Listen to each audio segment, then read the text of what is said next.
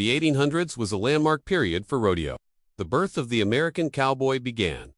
In the early 1820s, the first Anglo-American settlers moved into Texas. As these settlers moved from East Texas to Central Texas to West Texas, and other settlers moved to these areas from South Texas, a blending of the Anglo and Spanish-Mexican cultures occurred. With the Spanish-Mexican knowledge of riding, roping, herding, and branding available, events occurred that culminated in the Southwest cattle industry. The abundance of wild cattle and horses in an eastern market for beef after the Civil War led to cattle drives to the railheads, which made ranching a profitable business for people such as John S. Chisholm, Oliver Loving, and Charles Goodnight.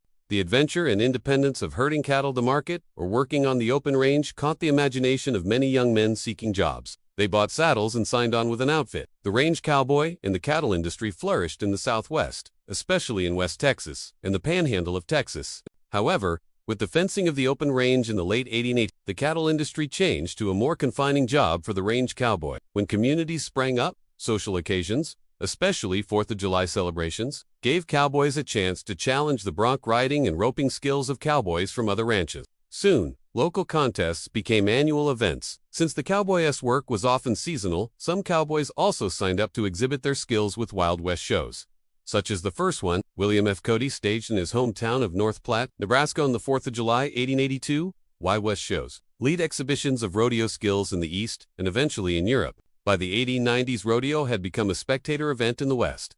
Rodeo became an annual event in many places. One of the earliest bronco-busting contests on record was held on July 4, 1869, in Deer Trail, Colorado Territory. Two of the earliest rodeos on record were held in Pecos, Texas, in 1883, the first to give prizes, and in Prescott, Arizona, in 1888, the first to charge admission. The first indoor rodeo took place at Fort Worth in 1917.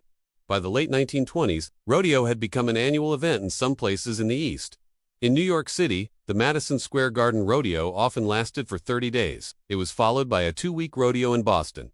This gave rodeo national publicity. Get in the truck, small town America. Follow us for all that bucking stuff.